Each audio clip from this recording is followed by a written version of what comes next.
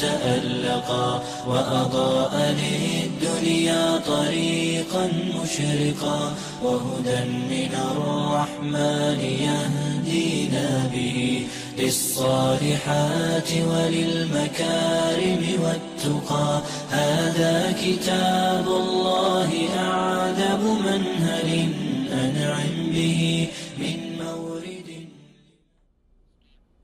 السلام عليكم ورحمة الله وبركاته. الحمد لله رب العالمين والصلاة والسلام على أشرف الأنبياء والمرسلين وعلى آله وصحبه أجمعين أما بعد. محترم ناظرین، پروگرام احکام و مسائل کے ساتھ میں ہوں آپ کا میزبان حافظ ثناء اللہ. ہمارا یہ احکام و مسائل کی دوسری نشست انشاءاللہ آج آپ سامعین کے جو سوالات اور ان کے جوابات انشاءاللہ میرے معزز مہمان محترم جناب حافظ جنید اقبال صاحب قرآن اور حدیث کی روشنی میں دیں گے.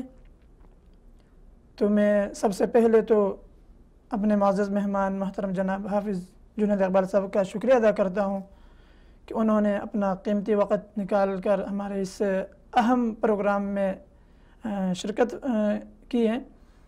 تو حافظ جنید صاحب سب سے پہلے آتے ہیں اپنے سوالات کی طرف. تو سب سے پہلا جو سوال ہے وہ یہ ہے، ایک بہن کا سوال ہے، اس نے واٹس ایپ کی ہمیں ملتان سے. یہ کہتے ہیں کہ کیا ماں باپ بہن بھائیوں کے پیسے اور قیمتی جو اشیاء ہیں وہ ضرورت کے وقت ان کی اجازت کے بغیر استعمال کر سکتے ہیں یا نہیں کر سکتے ہیں؟ کیا یہ ان کے لیے ٹھیک ہے یا غلط؟ اس کے بارے میں ہمیں بتا دیں. بسم اللہ الرحمن الرحیم. الحمدللہ رب العالمین والصلاة والسلام علی اشرف الانبیاء والمرسلین وعلی آلہ وصحبہ اجمعین. اشہد ان لا الہ الا اللہ وحدہ لا شریک لہ واشہد ان محمدا عبدہ ورسولہ صلی اللہ علیہ وسلم. آپ نے سوال کیا کہ ماں باپ بہن بھائیوں کی چیزیں استعمال کرنا ان کی اجازت کے بغیر کیا یہ جائز ہے کہ نہیں؟ نبی کریم صلی اللہ علیہ وسلم نے مسلمان کا مال، مسلمان کا خون، مسلمان کی جان ایک دوسرے پر حرام قرار دی. ایک مسلمان دوسرے مسلمان پر اس کا مال استعمال کرنا جائز نہیں ہے. اللہ رب العالمین قرآن کریم میں سورۃ النساء آیت نمبر 29 میں ارشاد فرماتے ہیں، یا ایھا الذین آمنوا لا تأکلوا اموالکم بینکم بالباطل الا ان تکون تجارۃ عن تراض منکم. اے ایمان والو، ایک دوسرے کا مال باطل طریقے سے مت کھاؤ. ہاں آپس میں تجارت ہو، دونوں کی رضامندی ہو تو پھر کھا سکتے ہو.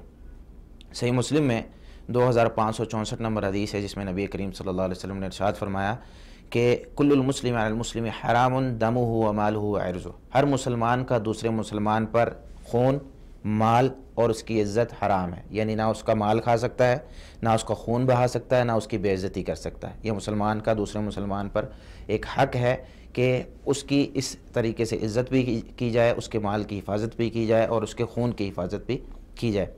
اور مسند احمد میں جلد 5 صفحہ 72 پہ جو حدیث ہے اس میں نبی کریم صلی اللہ علیہ وسلم نے فرمایا، لا یحل مال امرئ مسلم الا ان طیب نفس. کسی مسلمان کا مال جائز نہیں ہے مگر ہاں ایک صورت بنتی ہے جائز ہونے کی کہ اگر وہ شخص اجازت دے دے تو آپ اس کا مال استعمال کر سکتے ہیں. جو والدین اور ہمارے بھائی ہوتے ہیں یا ہماری بہنیں ہوتی ہیں، بچپن میں ایک رویہ الگ ہوتا ہے، لیکن جب بڑے ہو جاتے ہیں تو ایک رویہ اس طرح کا نہیں ہوتا جو بچپن والا ہوتا ہے. تو اس صورت میں پوچھ کر چیزیں استعمال کرنی چاہیے، خاص طور پر جب وہ اس چیز کو محسوس کرتے ہوں اور اس چیز سے برا مناتے ہوں کہ ایک مسلمان کا دوسرے مسلمان پر مال جو ہے وہ جائز نہیں. کچھ ایسے رشتے ہوتے ہیں کہ جن رشتوں میں آپ کا حق بنتا ہے لیکن اگلا بندہ دے نہیں رہا، تو وہاں پر آپ اپنا حق ان سے لے سکتے ہیں، بغیر بتائے لے سکتے ہیں. جیسے کہ صحیح مسلم میں 1714 نمبر حدیث ہے جس میں عائشہ رضی اللہ تعالیٰ عنہ ایک قصہ بیان کرتی ہیں. ہند بنت عتبہ رضی اللہ تعالیٰ عنہ کا، جو کہ ابو سفیان رضی اللہ تعالیٰ عنہ کی بیوی ہیں، نبی کریم صلی اللہ علیہ وسلم کے پاس آ کر کہتی ہیں کہ بھئی ابو سفیان وہ مال خرچ نہیں کرتے، ہاتھ روک کر رکھتے ہیں، ہمارا حق ہے، ہمارے بچوں کا حق ہے، ہمیں دیتے نہیں ہیں. تو آپ صلی اللہ علیہ وسلم نے وہاں ارشاد فرمایا تھا، خذی من مالہ بالمعروف ما یکفیک ویکفی بنیک. اس کے مال سے اتنا لے لے کہ جو تجھے اور تیرے بچوں کو کفایت کر جائے.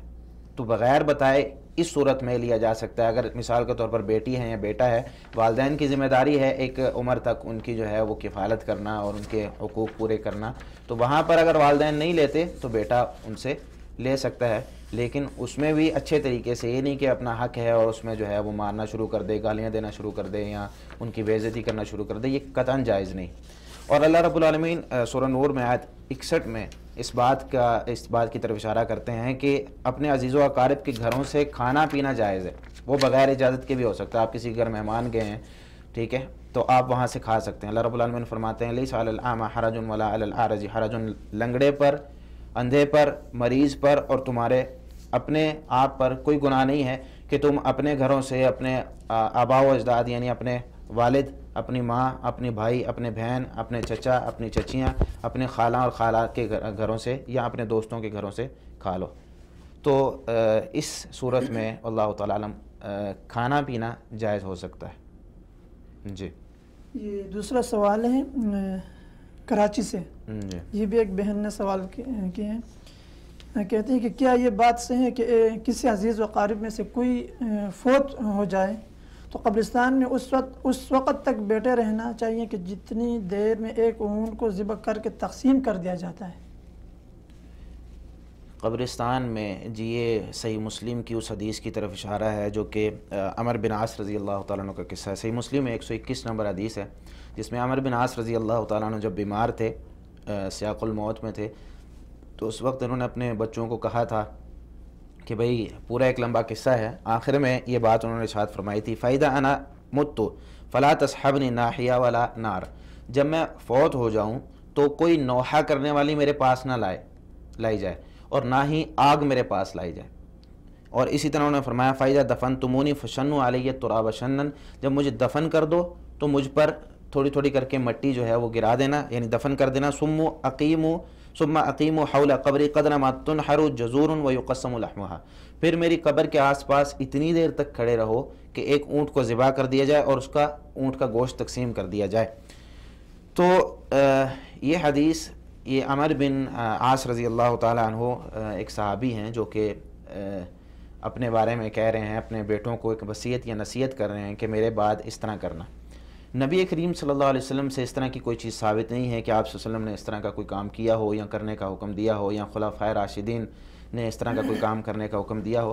آپ صلی اللہ علیہ وسلم کا طریقہ کیا تھا کہ آپ صلی اللہ علیہ وسلم جب مردے کو دفنا دیتے، کسی بھی شخص کو دفنا دیتے، تو عثمان بن عفان رضی اللہ تعالیٰ عنہ فرماتے ہیں، جس طرح کہ ابو داؤد کے اندر حدیث موجود ہے، رسول اللہ صلی اللہ علیہ وسلم جب میت کو دفن کر کے فارغ ہو جاتے تو فرماتے استغفروا لاخیکم واسألوا له التثبیت فإنه الآن يسأل، اپنے بھائی کے لیے جس کو ہم نے ابھی دفن کیا اس کے لیے استغفار کرو، اللہ سے معافی مانگو اور اس کے لیے ثابت قدمی کا سوال کرو. فإنه الآن يسأل، کیونکہ ابھی اس سے سوال کیا جا رہا ہے. فرشتے آ جاتے ہیں جیسے ہی بندے کو دفنایا جاتا ہے، میت اس کو ہم قبر کے اندر دفنا دیتے ہیں تو فوراً فرشتے آتے ہیں اور سوال کرتے ہیں. تو وہاں پر کچھ دیر کھڑے ہو کے اس کے لیے ثابت قدمی کی دعا، استغفار کرنا، یہ ثابت ہے. لیکن اتنی دیر کھڑے ہونا کہ اونٹ کا گوشت ذبح کیا، اونٹ کو ذبح کیا جائے، اونٹ کو نہر کیا جائے، پھر اس کے بعد اس کا گوشت تقسیم کر دیا جائے، یہ نبی کریم صلی اللہ علیہ وسلم اور باقی صحابہ کرام سے ثابت نہیں. تو صحابی یا کسی بھی صحابی کا ایسا عمل جو نبی کریم صلی اللہ علیہ وسلم سے ثابت نہ ہو تو وہ مسلمانوں کے لیے، یعنی ہم اس کو اسوہ حسنہ بنا کر اور مسلمانوں میں عام کرنا شروع کر دیں، یہ بات غلط ہے. صحابی جو ہوتے ہیں کئی دفعہ اس طرح ہوتا ہے کہ کئی صحابہ کرام کو کئی احادیث نہیں پہنچتی، ان کو ان حدیثوں کا علم نہیں ہوتا. جس طرح کہ کئی آپ کو پتہ ہے قصے موجود ہیں. ابو بکر رضی اللہ تعالیٰ عنہ کے بارے میں آتا ہے کہ دادی ایک ان کے پاس آئیں، کسی کی دادی تھی، تو وہ کہنے لگی بھئی میرا حصہ وراثت میں بنتا ہے. تو ابو بکر رضی اللہ تعالیٰ عنہ کہتے ہیں مجھے کچھ پتہ نہیں ہے، تمہارا حصہ نہیں بنتا. تو ایک صحابی کھڑے ہوئے کہنے لگے میں نبی کریم صلی اللہ علیہ وسلم کے پاس تھا، اسی طرح ایک شخص کی دادی آئی تھی تو آپ صلی اللہ علیہ وسلم نے اس کو چھٹا حصہ دیا تھا. تو یہاں اس یعنی روایت سے پتہ چلتا ہے ابو بکر رضی اللہ تعالیٰ عنہ کو اس مسئلے کا نہیں پتہ تھا. اور عمر رضی اللہ تعالیٰ عنہ کے بارے میں جب وہ ایک صحابی آتے ہیں، آ کر دروازہ 3 بار عمر رضی اللہ تعالیٰ عنہ کا دروازہ بجاتے ہیں اور بجا کر چلے جاتے ہیں، عمر رضی اللہ تعالیٰ عنہ باہر نہیں آتے. بعد میں واپس بلا لیتے ہیں ان صحابی کو اور کہتے ہیں کہ بھئی میں نے تمہیں بلایا تھا، تم نے 3 مرتبہ دروازہ کھڑکایا، چلے گئے. کہتے ہیں جی سنت تو یہی ہے، نبی کریم صلی اللہ علیہ وسلم نے فرمایا کسی کے گھر جاؤ 3 مرتبہ دروازہ بجاؤ اور کوئی باہر نہ نکلے تو چلے جاؤ. تو اس میں انہوں نے عمر رضی اللہ تعالیٰ عنہ کہنے لگے شاید یہ جو ہے وہ غلط بیانی کر رہے ہیں، کہنے لگے کوئی گواہ لے کے آؤ. اب وہ صحابی وہ ڈرتے ہوئے، عمر رضی اللہ تعالیٰ کا غصہ آپ کو پتہ ہے کس قدر شدید تھا، تو وہ بھاگے ہوئے گئے، صحابہ کرام بیٹھے ہوئے تھے، تو سب سے چھوٹے صحابی ابو سعید خدری رضی اللہ تعالیٰ عنہ وہ آئے اور انہوں نے گواہی دی کہ واقعی یہ نبی صلی اللہ علیہ وسلم کی حدیث ہے، پھر ان کو جو ہے وہ چھوڑا گیا اور عمر رضی اللہ تعالیٰ عنہ نے تسلیم کیا۔ تو اس طرح کے بہت سے واقعات ہیں کہ کئی صحابہ کرام کو کئی احادیث کا نہیں پتہ چلا یا ان تک پہنچی نہیں یا لیٹ پہنچی، اس سے پہلے ان کا ایک موقف یا ان سے پہلے ان کی ایک بات تھی۔ تو یہ بات درست ہے کہ یہ صحابی کا عمل ہے، لیکن یہ نبی کریم صلی اللہ علیہ وسلم کی سنت نہیں ہے۔ جی یہ عمیر کراچی سے جی اس نے سوال بھیجا ہے، یہ کہنے کہ ایک آدمی اپنا کریڈٹ کارڈ جو ہے اپنے اے ٹی ایم جو ہے اس میں استعمال نہیں کرتے ہیں اور جا کے اپنے دوست کے دکان پہ وہ کریڈٹ کارڈ استعمال کرتے ہیں، یعنی ایک مصنوعی خریداری کرتے ہیں، وہ چیزیں حقیقت میں وہ خریدتا نہیں ہے لیکن جا کے اپنے دوست کے دکان میں اس کو جو ہے استعمال کرتے ہیں۔ تو اس کے بارے میں جو ہے وضاحت فرمائیں کہ یہ جو ہے طریقہ ٹھیک ہے کہ نہیں؟ میرے خیال سے یہ جو سوال آپ نے کیا ہے کہ وہ بینک یعنی اے ٹی ایم جو ہوتا ہے اس سے نہیں اپنے پیسے نکلواتے، آج کل جس طرح کے شاپنگ مالز میں اور دکانوں میں آپ جو ہے وہ اپنا کارڈ استعمال کر سکتے ہیں، بینک کارڈ، تو اس میں یہ ہوتا ہے کہ آپ جب کوئی چیز خریدتے ہیں تو اس کی پیمنٹ وہاں سے آپ کارڈ کے ذریعے کر سکتے ہیں۔ تو یہ کیا کہنا چاہ رہے ہیں کہ میں وہاں پہ کوئی چیز خریدتا نہیں ہوں، بس جو ہے وہ کارڈ کے ذریعے وہی پیسے میں ان سے لے لیتا ہوں، یعنی وہ بینک والوں کو یہ لگتا ہے کہ میں نے خریداری کی ہے، کیونکہ اگر اے ٹی ایم سے نکالا جائے تو کچھ نہ کچھ ٹیکس لگتا ہے، اس پر 1000 روپے پر کچھ پیسے ہوتے ہیں، تو اس طریقے سے یہاں پہ شاید ٹیکس سے بچنے کے لیے تو میرے بھائی کارڈ بینک کا استعمال کیا جائے تو اس میں یہ ٹھیک صورت ہے کہ آپ کسی اور جگہ استعمال کر سکتے ہیں، لیکن اگر بینک نے یہ شرط لگائی ہے کہ آپ واقعی خریداری کریں تو آپ خریداری کر کے بینک کی اس شرط کو اس پر اپنے اوپر لاگو کر سکتے ہیں۔ لیکن اگر آپ خریداری نہیں کرتے یا بینک نے آپ کو خریداری آپ پر لازم نہیں کی، پھر آپ جہاں سے مرضی پیسے نکالیں، کوئی مسئلہ نہیں، آپ کے پیسے آپ نے جمع کروائے ہیں، آپ اس کو کسی بھی طریقے سے نکال سکتے ہیں، اس میں کوئی مسئلہ نہیں ہے۔ اللہ تعالیٰ عالم۔ یہ شبیر حسین کراچی سے یہ بھی سوال کرتے ہیں کہ میں اپنے عزیز و قارب کو بتائے بغیر زکوٰۃ کے پیسے دے سکتا ہوں؟ عزیز و اقارب کو بتائے بغیر زکوٰۃ ادا کرنا، جی اس میں صحیح بات یہی ہے کہ عزیز و اقارب کو نہیں بتانا چاہیے، بلکہ زکوٰۃ دیتے وقت عزیز و اقارب کو بتانے سے کئی دفعہ اس طرح ہوتا ہے کہ جس طرح اللہ رب العالمین سورۃ البقرہ کی آیت نمبر 264 میں ارشاد فرماتے ہیں، یا ایھا الذین آمنوا لا تبطلوا صدقاتکم بالمن والاذی، کہ اپنے صدقات کو احسان جتلا کر یا تکلیف دے کر ضائع مت کرو۔ تو اس طریقے سے اگر ہم کسی کو بتا کر زکوٰۃ ادا کرتے ہیں کہ بھئی یہ زکوٰۃ ہے، تو اس کے دل میں بھی حقارت والی ایک نظر آتی ہے، اور انسان جو دے رہا ہوتا ہے وہ بھی اس چیز کو ایک اپنا یہ بڑا پن محسوس کرتا ہے۔ علماء کے اقوال موجود ہیں اس میں، امام نووی رحمۃ اللہ علیہ کہتے ہیں کہ جب مالک یا کوئی مالک کسی کو وکیل بنا دے اور وہ زکوٰۃ ادا کر دے مستحق کو، وَلَمْ يَقُلْ هِيَ زَكَاةٌ، یہ نہ کہے کہ یہ زکوٰۃ ہے، کیوں؟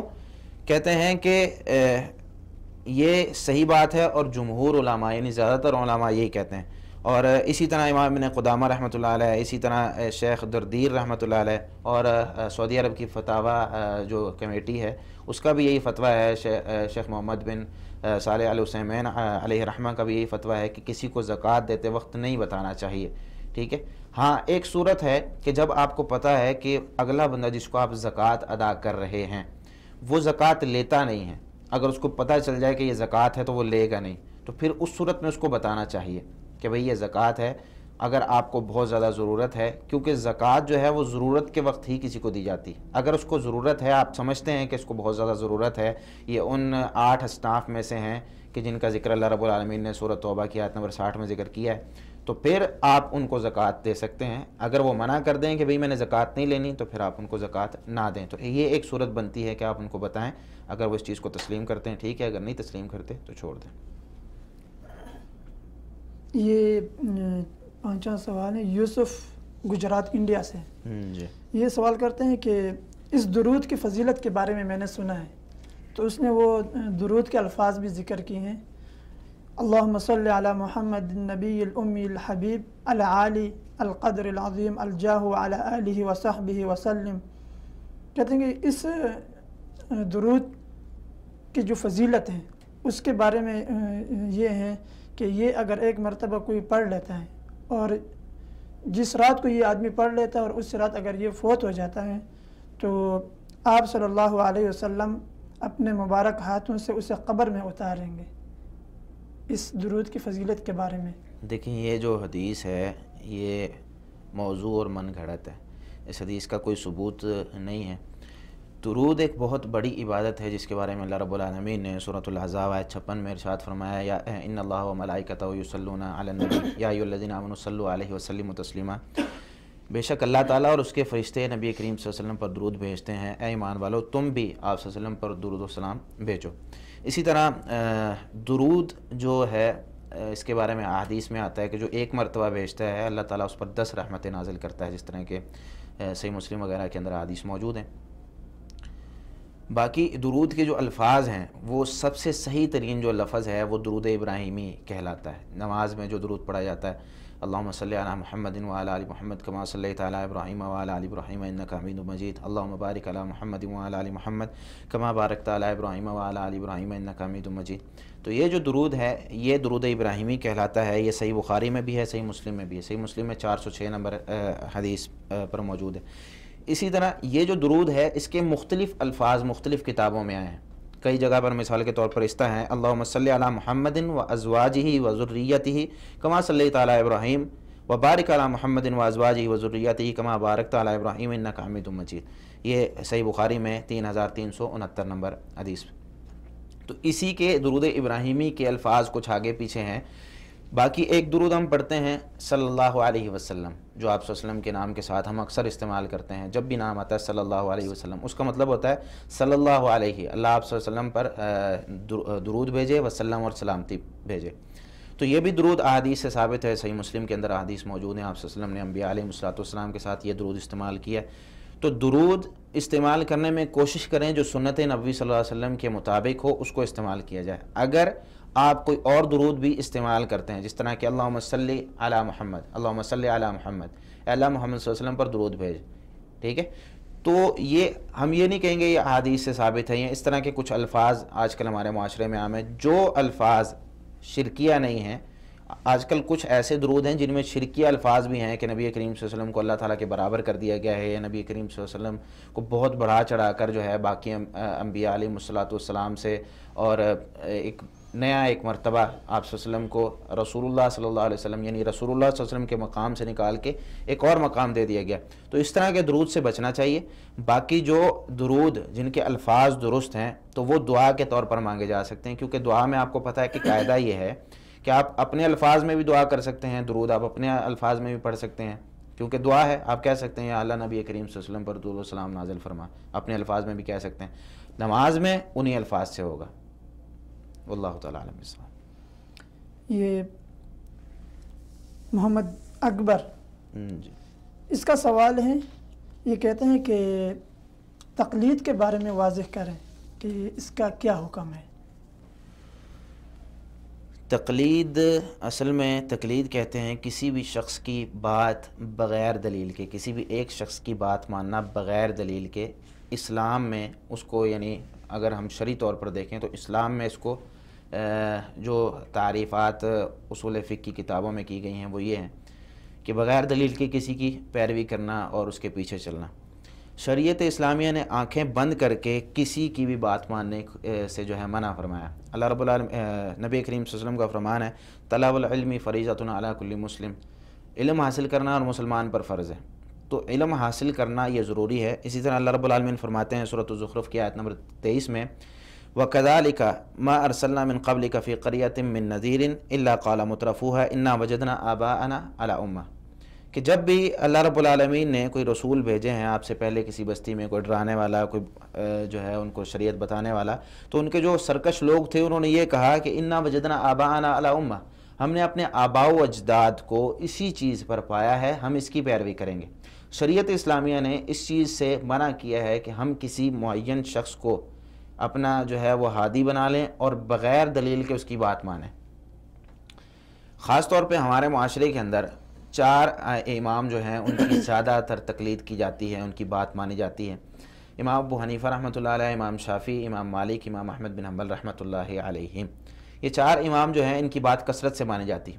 یہ 4 امام یہ خود کہتے ہیں کہ ہماری ایسی تقلید نہ کرو کہ جس میں ہم سے دلیل کا مطالبہ نہ کیا جائے یا ہماری بات نبی کریم صلی اللہ علیہ وسلم کی بات سے ٹکراتی ہو، ایسی تقلید ہماری نہ کرو۔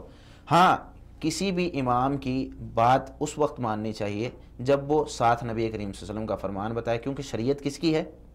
اللہ تعالیٰ کی، اور اللہ تعالیٰ نے نبی کریم صلی اللہ علیہ وسلم کو ہماری رہنمائی کے لیے بھیجا ہے۔ تو کسی بھی امام سے پوچھیں، آج ہم نبی کریم صلی اللہ علیہ وسلم سے تو نہیں پوچھ سکتے نا، آج ہم کسی امام سے جا کر پوچھیں گے کہ بھائی آپ ہمیں بتائیں کہ یہ مسئلہ کس طرح ہے۔ وہ امام صاحب آپ کو مسئلہ بتائیں، چاہے کوئی بھی امام ہو وہ آپ کو مسئلہ بتائیں، کوئی بھی عالم ہو آپ کو مسئلہ بتائیں، ساتھ قرآن کی کوئی آیت پڑھ دیں، آپ کو بتا دیں بھئی یہ اللہ تعالیٰ نے یہاں پر جو ہے اس مسئلے کو اس طریقے سے بتایا، یہ اس کی دلیل ہے، حدیث سے اس مسئلے کو بتایا، یہ اس کی دلیل ہے۔ آپ اس عالم کی بات مانیں لیکن دلیل کے ساتھ۔ لیکن اگر آپ اس عالم کی بات بغیر دلیل کے مان رہے ہیں تو ہماری قوم میں قرآن و حدیث کا سوال کرنے والے بہت کم رہ جائیں گے اگر ہم یہی سلسلہ چلا دیں۔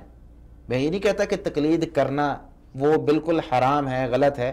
تقلید کسی صورت میں کی جا سکتی ہے کہ جہاں پر ایک شخص ہے بالکل اس کو کچھ دنیا کا پتہ نہیں ہے، ٹھیک ہے، وہ صحیح غلط میں فیصلہ نہیں کر سکتا اور اس کو دلیل کا پتہ ہی نہیں کہ دلیل کیا ہوتی ہے، وہ صرف پوچھتا ہے کہ مولوی صاحب نماز پڑھنی چاہیے کہ نہیں پڑھنی چاہیے۔ اب اس بندے کو ہم کہیں بھئی نماز پڑھنی چاہیے، قرآن میں یہ آیت ہے، احادیث اتنی ہیں، تو وہ بندہ پاگل ہو جائے گا۔ اس کو کہیں بھئی نماز پڑھنی چاہیے، ٹھیک ہے، نبی کریم صلی اللہ علیہ وسلم نے حکم دیا، اللہ تعالیٰ نے حکم دیا، اتنی بات کافی۔ اب اس کو دلیل دینا ضروری نہیں، لیکن اگر کوئی شخص دلیل کا مطالبہ کرتا ہے، اور یہ میری نصیحت ہے مسلمانوں کو، مشورہ ہے کہ دلیل کا مطالبہ کرنا بھی چاہیے، کیونکہ اس کی دلیل کا مطالبہ نہ کرنے کی وجہ سے ہمیں بہت ساری خرافات بھی آ گئی ہیں۔ جب ہم دلیل کا مطالبہ نہیں کرتے، صرف امام صاحب سے ایک مسئلہ سن لیا اور اس کی پیروی کرنا شروع کر دیتے ہیں، تو کئی دفعہ ایسا ہوتا ہے کہ اس کی دلیل نہیں ہوتی یا امام صاحب نے کہیں سے پڑھ لیا ہوتا ہے تو وہ سمجھ نہیں آتا۔ تو ائمہ اربعہ میں سے میں انشاءاللہ 2-3 اقوال جو ہیں آپ کو سنا دیتا ہوں۔ امام ابو حنیفہ رحمۃ اللہ علیہ کہتے ہیں لا يحل لأحد ان يأخذ بقولنا ما لم يعلم من أين أخذناه، کسی بندے کے لیے بھی حلال نہیں ہے، جائز نہیں ہے کہ وہ ہمارا قول استعمال کرے، اس پر عمل کرے جب تک اسے یہ نہ پتہ چل جائے کہ ہم نے کہاں سے لیا۔ یعنی ہمارے پاس دلیل موجود ہو، ہم اس کو دلیل دے رہے ہوں تب وہ استعمال کریں۔ امام ابو حنیفہ رحمۃ اللہ علیہ سے بہت سارے اقوال اس طرح کے موجود ہیں، اور یہ حناف کی کتابوں میں لکھا ہوا ہے۔ ابن عابدین نے بحر الرائق کے حاشیے میں، اپنا حاشیہ جو انہوں نے بحر الرائق پہ لکھا ہے، اس میں جلد نمبر 6 ہے، صفحہ 293، اس میں یہ بات لکھی ہے۔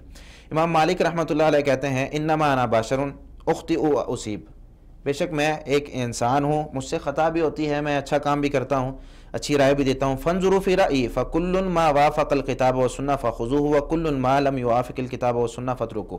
ابن عبد البر رحمۃ اللہ علیہ نے اپنی جامع میں جلد 2 صفحہ 32 پہ اس کو لکھا ہے کہ میں ایک بشر ہوں، انسان ہوں، غلطی بھی ہو جاتی ہے، صحیح بات بھی کر دیتا ہوں۔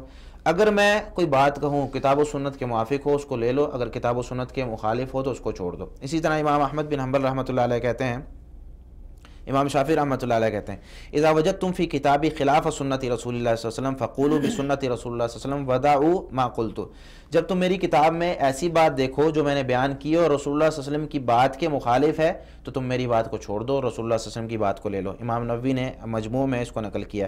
امام احمد بن حنبل رحمۃ اللہ علیہ کہتے ہیں لا تقلدنی ولا تقلد مالکا ولا الشافعی ولا الاوزاعی ولا الثوری، نہ میری تقلید کرو، نہ مالک کی، نہ امام شافعی کی، نہ اوزاعی کی، نہ امام ثوری کی۔ وخذ من حیث اخذوا، اور وہاں سے لو جہاں سے ان لوگوں نے لیا ہے۔ ابن قیم رحمہ اللہ نے اعلام الموقعین میں جلد 2 صفحہ 302 پر اس بات کو نقل کیا۔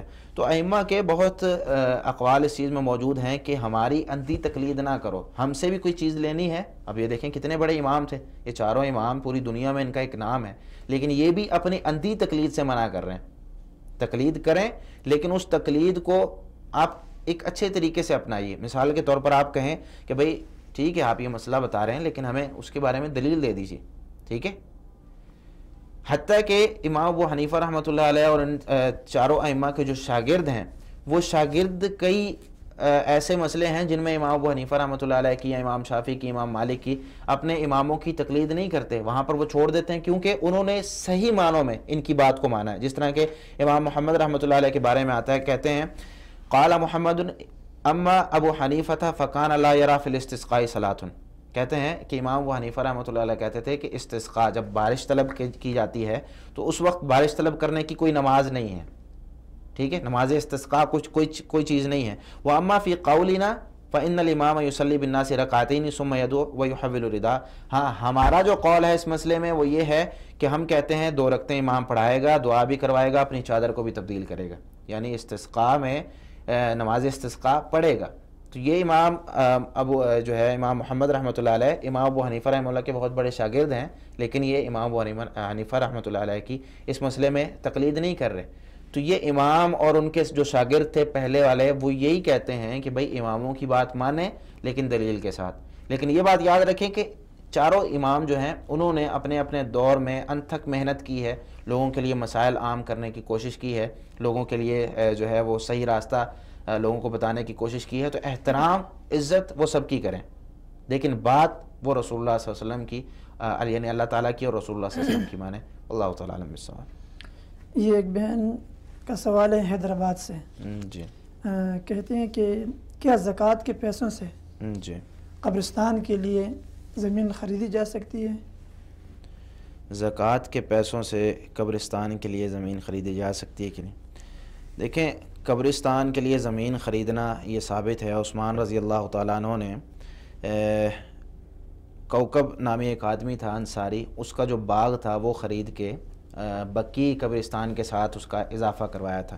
یہ بات الاستیعاب کے اندر، الاصابہ کے اندر، اور اسی طرح اسماء الصحابہ امام ذہبی کی، اس میں یہ آپ کو مل جائے گی۔ باقی رہا زکوٰۃ کو استعمال کرنا قبرستان کی زمین خریدنے کے لیے، دیکھیں اگر کوئی اور مال وہاں پر نہیں ہے تو زکوٰۃ کو ہم قبرستان خریدنے کے لیے، کیونکہ مسلمانوں کی ایک اجتماعیت ہے، وہاں پر ہم زکوٰۃ کو استعمال کر سکتے ہیں۔ کیوں؟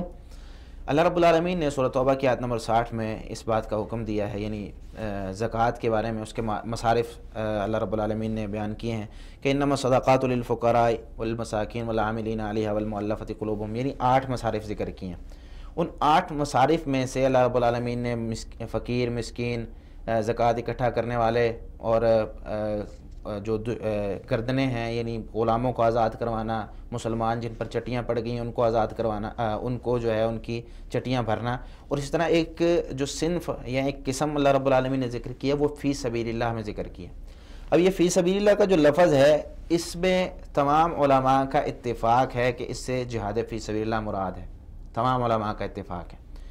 اختلاف اس چیز میں ہے کہ کیا جہاد فی سبیل اللہ کے علاوہ کوئی اور چیز اس سے مراد ہے، اس میں شامل ہے کہ نہیں، تو اس میں علماء کا اختلاف پایا جاتا ہے۔ جمہور علماء یعنی زیادہ تر علماء یہ کہتے ہیں کہ اس سے مراد جہاد فی سبیل اللہ ہی ہے اور کسی چیز میں اس کو خرچ نہیں کر سکتے۔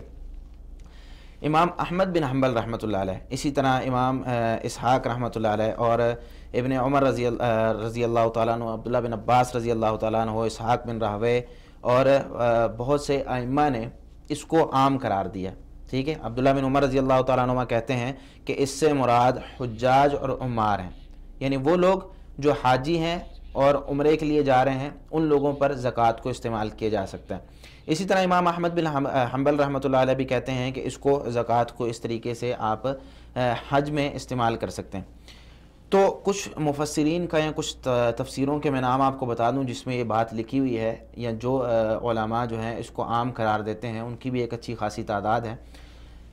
ان میں مثال کے طور پر تفسیر بغوی ہے، تفسیر بغوی میں یہ بات لکھی ہوئی ہے کہ کہا گیا ہے قال قوم يجوز ان يصرف سهم في سبيل الله الى الحج ويروى ذلك عن ابن عباس وهو قول الحسن واحمد واسحاق، کہتے ہیں کہ ایک قوم کہتی ہے، یعنی امام احمد، عبداللہ بن عباس، امام حسن، امام اسحاق رحمہ اللہ اجمعین، یہ سب کہتے ہیں کہ اس کو حج میں جو ہے وہ زکوٰۃ کو صرف کیا جا سکتا ہے۔ عبداللہ بن عمر رضی اللہ تعالیٰ عنہ فرماتے ہیں ہم الحجاج والعمار، حجاج اور عمار، عمرہ کرنے والوں پر بھی یہ زکوٰۃ جو ہے وہ صرف کی جا سکتی ہے، جس طرح کہ تفسیر ابن کثیر میں، فتح البیان فی مقاصد القرآن میں بھی یہ بات موجود ہے۔ وہاں پر یہ کہا گیا ہے کہ وقیل ان اللفظ عام، لفظ عام ہے، فلا یجوز قصر علی نوع خاص، تو اس کو کسی خاص نوع پر اس کا انحصار کرنا کہ ہم کہیں صرف اس سے جو ہے وہ مجاہدین مراد ہیں، یہ بات صحیح نہیں ہے۔ وَيَدْخُلُ فِيهِ جَمِيعُ وُجُوهِ الْخَيْرِ مِن تَكْفِينِ الْمَوْتَى وَبِنَاءِ الْحُصُورِ وَالْحُصُونِ وَإِمَارَةِ الْمَسَاجِدِ وغیر ذلك، یہ ساری چیزیں بھی اس سے مراد ہیں. یعنی مساجد میں اگر آپ کو پتہ ہے وہاں پر کوئی بھی شخص مسجد میں حصہ لینے والا نہیں ہے، آپ کے پاس صرف زکوٰۃ ہے، تو آپ زکوٰۃ کو مسجد پر لگا سکتے ہیں، اس کو علماء نے اجازت دی ہے. ہاں زیادہ بہتر یہی ہے کہ آپ اس کو مجاہدین پر ہی خرچ کریں، لیکن اگر ضرورت ہے، اشد ضرورت ہے، تو علماء نے اس کی اجازت دی ہے، یہ اجازت موجود ہے. زہرۃ التفاسیر ہے، اس کے اندر بھی لکھا ہوا ہے فی سبیل اللہ تشمل کل وجوہ الخیر. اس کے علاوہ تفسیر الوسیط ہے، اس میں بھی یہ بات لکھی ہوئی ہے. اس آیت کی تفسیر میں، یعنی جو بھی تفاسیر کے میں نام لے رہا ہوں، اسی آیت کی تفسیر میں آپ پڑھیں گے تو انشاءاللہ آپ کو یہ بات مل جائے گی. اسی طرح تفسیر شعراوی ہے، تفسیر مراغی ہے، تفسیر المنار ہے، اور اللباب فی علوم الکتاب ہے، اور بہت سی تفاسیر میں یہ بات موجود ہے. حتیٰ کہ ابن عثیمین رحمۃ اللہ علیہ کہتے ہیں کہ طلب علم کے لیے بھی زکوٰۃ کو استعمال کیا جا سکتا ہے. یعنی ایک شاگرد، ایک شخص ہے، وہ علم حاصل کر رہا ہے، اور وہ علم حاصل کرنے کے لیے اس کے پاس کوئی کمانے والا نہیں ہے، یا اس کی آمدنی کا کوئی ذریعہ نہیں ہے، تو طالب علم پر بھی زکوٰۃ کو خرچ کیا جا سکتا ہے. اور آگے فرماتے ہیں لِأَنَّ طَلَبَ الْعِلْمِ نَوْعٌ مِّنَ الْجِهَادِ فِي سَبِيلِ اللَّهِ، کیونکہ طلب علم جو ہے یہ جہاد فی سبیل اللہ کی ایک نوع ہے.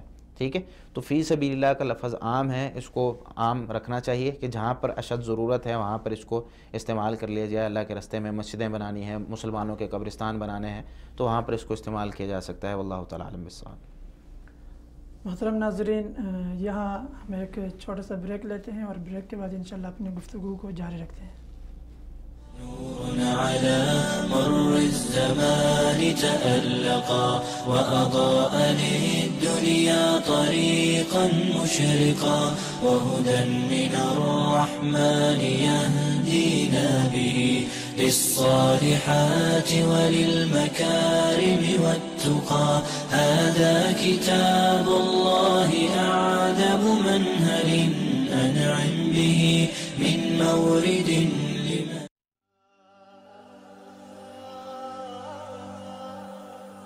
دیکھ نہ پایا کبھی میں آپ کے پرنور چہرے کو، کبھی شیرینیوں جیسی مدر آواز کو میں سن نہیں پایا. کاروان حق میں شامل ہو کر تلواروں سے کھیلا تک نہیں ہوں، کسی بھی دن میرا غصہ بھڑکتی آگ نہ بن پایا، اور میں لڑ نہیں پایا.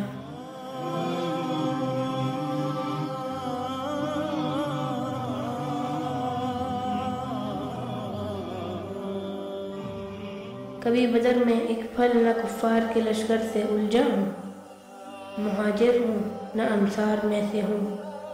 کبھی میں زاد راہ اور تقوی لے کر غار کی جانب جا نہیں پایا، مگر پیارے نبی اللہ، قسم ہے مجھ کو اللہ کی، محبت ہے مجھے آپ سے، آپ ہی سے رسول اللہ.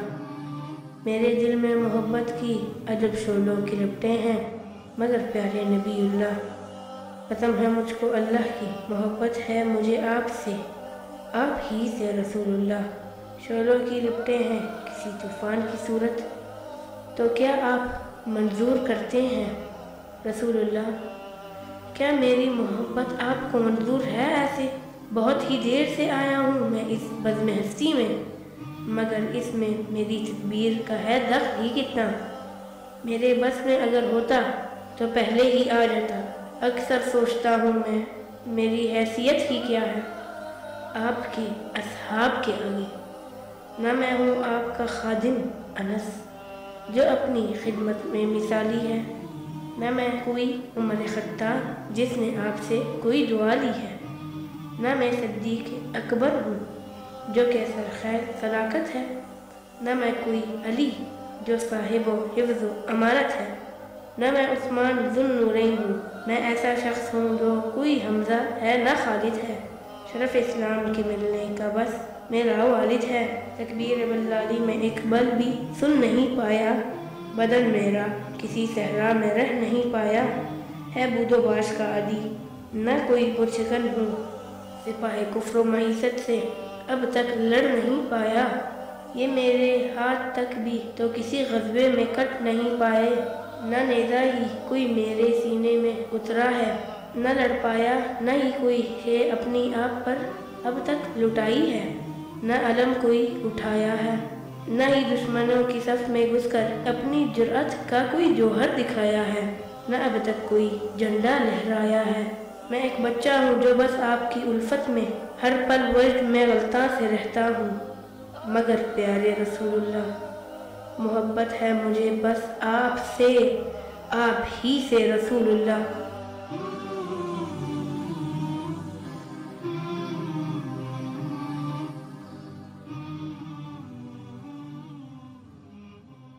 نور على مر الزمان تألقا وأضاء للدنيا طريقا مشرقا، وهدى من الرحمن يهدينا به للصالحات وللمكارم والتقى. هذا كتاب الله أعذب منهل أنعم به من مورد. السلام علیکم ورحمۃ اللہ وبرکاتہ۔ محترم ناظرین، بریک کے بعد ایک بار پھر آپ ناظرین کو خوش آمدید کہتا ہوں۔ یہاں ہم اپنی گفتگو کو آگے بڑھاتے ہیں۔ محترم حافظ جنید صاحب حنیف اللہ پشاور سے، ان کا سوال یہ ہے کہ ہم زکوٰۃ کے پیسے اپنے عزیز و اقارب کو ان کی ضرورت کے وقت ان کو دے سکتے ہیں کہ نہیں؟ عزیز و اقارب دو قسم کے ہوتے ہیں۔ ایک عزیز و اقارب میں ایسی قسم ہوتی ہے جن کا خرچہ اٹھانا آپ پر واجب ہوتا ہے، اور کچھ ایسے ہوتے ہیں عزیز و اقارب جن کے ساتھ آپ کا مالی طور پر کوئی تعلق نہیں ہوتا، یعنی ان کا خرچہ اٹھانا آپ پر واجب نہیں۔ جن کا خرچہ اٹھانا آپ پر واجب ہے، آپ کی اولاد ہے، آپ کی بیوی ہے، آپ کے ماں باپ ہیں، ان کو آپ زکوٰۃ نہیں دے سکتے۔ آپ ان پر ویسے خرچ کریں، اگر آپ خرچ کرتے ہیں اور اس کے بعد اگر نصاب کو آپ کا مال پہنچ جاتا ہے تو پھر آپ جو ہے وہ کسی اور کو زکوٰۃ دے سکتے ہیں، لیکن پہلے آپ اپنے اوپر، اپنے عزیز و اقارب پر جن کا خرچہ کرنا آپ پر لازم ہے ان کو آپ ان پر خرچہ کریں۔ دوسرے ایسے عزیز و اقارب ہوتے ہیں کہ جن کو آپ جن کا یعنی خرچہ اٹھانا آپ پر واجب نہیں ہوتا، لیکن آپ کے عزیز و اقارب ہیں، رشتہ دار ہیں، جس طرح کہ آپ کے بھائی اگر شادی شدہ ہیں یا ویسے ہی بہن آپ کی یا رشتہ دار ماموں چاچو کوئی بھی ہیں، تو ان کو زکوٰۃ دی جا سکتی ہے اگر وہ ان 8 مصارف میں سے ہیں جو اللہ رب العالمین نے سورۃ توبہ میں ذکر کیے ہیں۔ اللہ رب العالمین فرماتے ہیں سورۃ توبہ کی آیت نمبر 60 میں، انما الصدقات للفقراء والمساکین والعاملین علیہا والمؤلفۃ قلوبہم وفی الرقاب والغارمین وفی سبیل اللہ وابن السبیل فریضۃ من اللہ واللہ علیم حکیم، کہ صدقات جو ہیں یعنی فرضی زکوٰۃ وہ فقراء کے لیے، مساکین کے لیے، اور جو فقراء اور مساکین میں فرق یہ ہوتا ہے کہ فقیر جو ہوتا ہے وہ بالکل اس کے پاس کچھ نہیں ہوتا، اور مسکین جو ہوتا ہے وہ کہتے ہیں کہ اس کا خرچہ زیادہ ہوتا ہے اور آمدنی کم ہوتی ہے، ٹھیک ہے؟ تو فقیر اور مسکین میں یہ فرق ہے۔ اس کے بعد والعاملین علیہا، یعنی جو لوگ زکوٰۃ اکٹھی کرتے ہیں، زکوٰۃ کے لیے کام کرتے ہیں، ان کو ان میں سے تنخواہ وغیرہ یا ان کا حصہ وہ دیا جا سکتا ہے۔ والمؤلفۃ قلوبہم، اور ایسے لوگ جو نئے نئے اسلام لے کر آئے ہیں یا پتہ ہے کہ زکوٰۃ کے پیسے خرچ کر کے ان کو اسلام کے قریب لایا جا سکتا ہے، تو ان لوگوں پر بھی زکوٰۃ خرچ کی جا سکتی ہے۔ وفی الرقاب، اگلی جو قسم ہے کہ جو مسلمانوں کے قیدی ہیں، غلام ہیں، ان کو آزاد کروانے کے لیے اس جو ہے وہ زکوٰۃ کو صرف کیا جا سکتا ہے۔ والغارمین، اور ایسے مسلمان جن کو کوئی فاقہ یا چٹی پڑ گئی ہے، مثال کے طور پر بہت بڑی فیکٹری تھی، کل بہت امیر تھا لیکن کوئی حادثہ آ گیا تو اس کی فیکٹری جل گئی، اب وہ سڑک پر آ گیا، تو اس طرح کے بندے کو زکوٰۃ سے دیا جا سکتا ہے۔ وفی سبیل اللہ، اور اللہ کے راستے میں، وابن السبیل، اور مسافر۔ تو یہاں پر اللہ رب العالمین نے ان 8 مصارف کو ذکر کیا۔ ان 8 مصارف میں سے فقراء، مساکین یا غارمین، یہ غالباً جو ہے وہ بنتے ہیں اگر ہمارے رشتہ داروں میں آئیں، یا فی سبیل اللہ میں بھی آ سکتے ہیں اگر ان کے پاس یہ چیزیں موجود ہیں۔ سنن ابن ماجہ کے اندر 1844 نمبر حدیث ہے، نبی کریم صلی اللہ علیہ وسلم نے ارشاد فرمایا، الصدقۃ علی المسکین صدقۃ وعلی ذی القرابۃ اثنتان صدقۃ وصلۃ، کہ کسی مسکین پر صدقہ کیا جائے تو اس کا ثواب صرف ایک صدقے کے برابر ہوتا ہے، جتنا صدقے کا ثواب ہوتا ہے، لیکن اگر وہی صدقہ رشتہ دار پر کیا جائے تو اس کا ڈبل اجر ملتا ہے، ایک صلہ رحمی کا، اس کے ساتھ جو ہماری رشتہ داری کے حقوق ہیں وہ ادا کرنے کا، اور دوسرا صدقے کا، یعنی ڈبل اجر ملتا ہے۔ اور اسی طرح ایک حدیث صحیح بخاری میں 1462 ہے، جس میں ابو سعید خدری رضی اللہ تعالیٰ عنہ فرماتے ہیں کہ نبی کریم صلی اللہ علیہ وسلم نے جب عورتوں کو صدقے کا حکم دیا، آپ صلی اللہ علیہ وسلم عورتوں کو بھی خطاب کیا کرتے تھے، ان کو نصیحت کیا کرتے تھے، تو ایک دفعہ آپ صلی اللہ علیہ وسلم نے عورتوں کو صدقے کا حکم دیا کہ صدقہ کرو، تو زینب عبداللہ بن مسعود رضی اللہ تعالیٰ عنہ کی جو بیوی تھی، یہ نبی کریم صلی اللہ علیہ وسلم کے پاس آئیں اور آ کر کہنے لگی کہ آپ صلی اللہ علیہ وسلم نے ہمیں صدقہ کرنے کا حکم دیا ہے، تو تو عبداللہ بن مسعود رضی اللہ عنہ کہتے ہیں کہ میں اور ہماری جو اولاد ہے وہ زیادہ حقدار ہے کہ تم ہم پر صدقہ کرو، یعنی زکوٰۃ ہمیں ادا کرو، کیونکہ بیوی پر خاوند کا خرچہ اٹھانا لازم نہیں ہے، خاوند پر بیوی کا خرچہ اٹھانا لازم ہے، لیکن اگر بیوی امیر ہے یا مالدار ہے تو بیوی خاوند کو زکوٰۃ ادا کر سکتی ہے، یعنی زکوٰۃ دے سکتی، ٹھیک ہے۔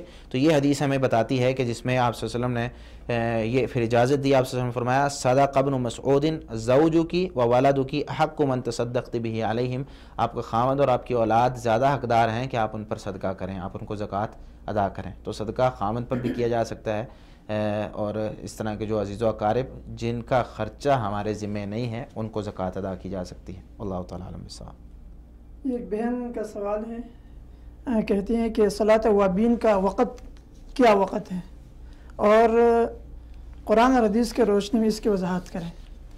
صلاۃ اوابین، اصل میں صلاۃ اوابین صلاۃ الضحیٰ یعنی جو چاشت کی نماز جسے کہا جاتا ہے، یا اشراق کی نماز بھی ہمارے معاشرے میں اس کو کہا جاتا ہے، صلاۃ اوابین یہ ایک اس نماز کا نام ہے۔ نبی کریم صلی اللہ علیہ وسلم سے مختلف احادیث میں، صحیح مسلم میں 1238 نمبر حدیث ہے جس میں زید بن ارقم رضی اللہ تعالیٰ عنہ ارشاد فرماتے ہیں ایک مرتبہ رسول اللہ صلی اللہ علیہ وسلم گھر سے نکلے، علی اہل قباء وہم یصلون، قباء کی طرف، یعنی اہل قباء جو تھے وہ نماز پڑھ رہے تھے اس وقت میں، تو آپ صلی اللہ علیہ وسلم نے فرمایا صلاۃ الاوابین اذا رمزت الفصال، صلاۃ الاوابین کا وقت وہ ہے جب اونٹ کے بچے کے پاؤں ریت پر کھڑے ہونے کی وجہ سے وہ تپنے لگیں یا گرم ہونے لگیں، یعنی ایک وقت ایسا ہوتا ہے جب سورج سر پہ آتا ہے، یعنی تھوڑا سا بلند ہو جاتا ہے، تو اس وقت یعنی زوال سے پہلے اس وقت سورج کی جو گرمی جب ریت پر پڑتی ہے ریت گرم ہو جاتی ہے، جو اونٹ کے بچے ہوتے ہیں وہ ایک جگہ اپنے پاؤں زیادہ دیر جما کر نہیں رکھ سکتے، یا پاؤں اٹھاتے ہیں گرم ریت کی وجہ سے، تو آپ صلی اللہ علیہ وسلم نے فرمایا کہ صلاۃ الاوابین کا وقت یہ ہے کہ اس وقت میں صلاۃ الاوابین پڑھی جائے۔ اور اس طرح ایک حدیث ہے جس میں آپ صلی اللہ علیہ وسلم نے یہ ارشاد فرمایا، یہ صحیح مسلم میں 1237 نمبر حدیث ہے، آپ صلی اللہ علیہ وسلم ارشاد فرماتے ہیں بلکہ زید بن ارقم رضی اللہ تعالیٰ عنہ نے کچھ لوگوں کو دیکھا کہ وہ نماز پڑھ رہے تھے تو فرمانے لگے اما قد علموا ان الصلاۃ فی غیر هذه الساعات افضل، کہ انہیں پتہ نہیں ہے کہ نماز اس وقت میں نہیں بلکہ اس وقت میں افضل ہے جو رسول اللہ صلی اللہ علیہ وسلم نے ارشاد فرمایا۔ پھر کہنے لگے رسول اللہ صلی اللہ علیہ وسلم نے فرمایا تھا صلاۃ الاوابین حین ترمز الفصال، یا ترمز الفصال، کہ صلاۃ الاوابین کا وقت وہی ہے کہ جب اونٹ کے بچوں کے پاؤں وہ تپنے لگیں۔ تو یہ احادیث ہمیں بتاتی ہیں کہ صلاۃ الاوابین کا وقت جو ہے وہ اس وقت ہے جب اونٹ کے پاؤں تپنے لگیں، یعنی سورج جب اچھے طریقے سے طلوع ہو جائے۔ لیکن ہمارے معاشرے میں کچھ لوگ یا اس طریقے سے بیان کرتے ہیں کہ صلاۃ الاوابین کا وقت جو ہے وہ مغرب کے بعد ہے، اور اس میں کچھ احادیث بیان کی جاتی ہیں۔ مثال کے طور پر ایک حدیث ہے جس میں یہ بیان کیا جاتا ہے کہ من صلی بین المغرب والعشاء 20 رکعۃ بنى اللہ له بیتا فی الجنہ، یہ حدیث ہے کہ جس نے مغرب اور عشاء کی نماز کے درمیان 20 رکعتیں پڑھی اللہ رب العالمین اس کے لیے جنت میں ایک گھر بنا دے گا۔ تو یہ حدیث بیان کی جاتی ہے کہ بھئی یہ نماز ہے 20 رکعتیں ہیں، یا کئی حدیث میں 6 رکعتوں کا بھی ذکر ہے، جس طرح کہ ایک حدیث میں آپ سے یعنی کہا جاتا ہے کہ آپ صلی اللہ علیہ وسلم نے ارشاد فرمایا من صلی بعد المغرب 6 رکعات لم يتکلم فیما بینہن بسوء عدلنا له بعبادۃ 12 سنۃ، کہ جس نے مغرب کے بعد 6 رکعتیں پڑھی ان کے درمیان کوئی کلام نہیں کیا، کوئی بات نہیں کی، تو یہ جو 6 رکعتیں اس کے لیے 12 سال کی عبادت کے برابر ہو جائیں گی۔ یہ دو احادیث بیان کی جاتی ہیں، کئی لوگ کہتے ہیں 6 رکعتیں پڑھیں، کئی لوگ کہتے ہیں کہ 20 رکعتیں پڑھیں صلاۃ الاوابین، یعنی مغرب کی نماز کے بعد عشاء کی نماز سے پہلے۔ تو بھائی یہ روایات جو ہیں یہ موضوع ہیں، من گڑت ہیں، اور یہ دوسری روایت جو ہے یہ ضعیف جداً کا علماء نے اس پر حکم لگایا، یعنی بہت سخت ضعیف ہے۔ پہلی روایت جو موضوع ہے اس کے بارے میں شیخ البانی علیہ رحمہ نے سلسلہ ضعیفہ میں جلد 1 صفحہ 680 پہ آپ اس کی تفصیل دے سکتے ہیں۔ امام بوصیری رحمۃ اللہ علیہ کہتے ہیں اس کی سند میں یعقوب بن ولید ایک راوی ہے کہ علماء نے اس کے ضعف پر اتفاق کیا، یعنی سب کے نزدیک ضعیف ہے، کوئی بھی اسے صحیح نہیں کہتا، یا یہ حدیث کی جو اصل بنیاد ہوتی ہے جس کی وجہ سے حدیث کو صحیح کہا جاتا ہے ان بنیادوں پر یہ پورا نہیں اترتا۔ اور دوسری جو حدیث ہے وہ ترمذی کی ہے، تو اس کے اندر بھی جو ہے عمر بن ابی خصعم راوی ہے جس کے بارے میں امام بخاری رحمۃ اللہ علیہ نے منکر الحدیث کہا ہے۔ تو صلاۃ الاوابین کا وقت اشراق، شاشت، صلاۃ الاوابین ایک ہی نماز کے نام ہے، لیکن تھوڑا سا وقت تبدیل ہو جاتا ہے۔ اشراق ہم سورج طلوع ہونے کے 10 منٹ بعد 15 منٹ بعد جو پڑھیں گے اس کو اشراق کہہ دیں گے، تھوڑا لیٹ کر دیں گے، ٹھیک ہے، پھر چاشت بن جائے گی، تھوڑا پھر اور لیٹ کر دیں گے، پھر وہ جو ہے وہ اوابین بن جائے گی، صلاۃ الاوابین۔ تو سورج اشراق کا وقت جو ہے یا چاشت کا یا اوابین کا وہ ہوتا ہے سورج طلوع ہونے سے لے کر زوال سے پہلے پہلے تک، یعنی زوال کا وقت ہوتا ہے جب سورج سر کے اوپر آ جائے، ٹھیک ہے، تو اس سے پہلے پہلے تک صلاۃ الاوابین کا وقت ہے، اس وقت میں نماز پڑھنی چاہیے. اور یہ نماز کی جو تعداد رکعات ہے کم از کم 2، 4، 6 یا 8، زیادہ سے زیادہ 8 رکھتے ہیں آپ صلی اللہ علیہ وسلم سے ثابت ہے. اللہ تعالیٰ عالم الصواب. یہ ایک بہن کا سوال ہے ملتان سے، کہتے ہیں کہ بعض اوقات ہمیں اور ہمارے عزیز و اقارب کو ایک ہی چیز کی ضرورت ہوتی ہے، ایک ہی وقت میں ایک ہی چیز کی ضرورت ہوتی ہے، تو آیا ہمیں ان کو دینا چاہیے یا ہمیں اپنی جو ہے ضرورت پوری کرنی چاہیے، ان کی مدد کرنی چاہیے یا اپنی ضرورت کو پورا کرنی چاہیے؟ اور اس نے 1-2-3 مثالیں بھی دی ہیں کہ مثلا بجلی کے بل ادا کرنا یا فیس وغیرہ دینا اسکول کے، اور یا قرض دار اپنا قرض واپس جو ہے مانگتے ہیں، تو ہمیں اس ایسے وقت میں کیا کرنا چاہیے؟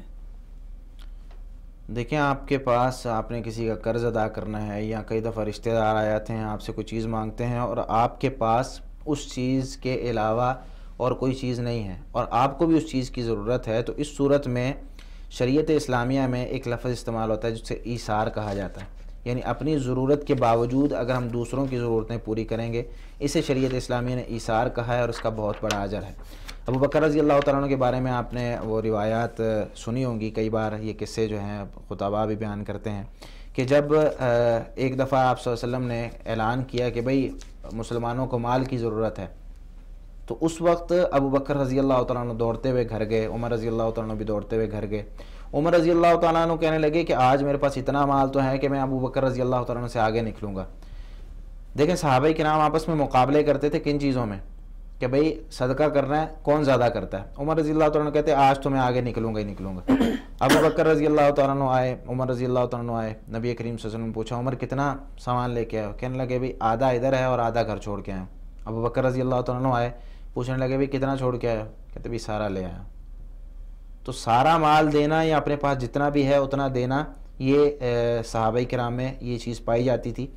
جس طرح کہ آپ کو پتہ ہے کہ صحیح بخاری میں 4899 نمبر حدیث ہے، وہ ایک قصہ جس کے بارے میں آیت نازل ہوئی تھی، یؤثرون علی انفسہم ولو کان بہم خصاصہ، کہ ایک صحابی تھے، نبی کریم صلی اللہ علیہ وسلم کے پاس ایک آدمی آیا اور کہنے لگا بہت بھوک لگی ہوئی ہے، مہمان تھا کہیں دور سے آیا تھا.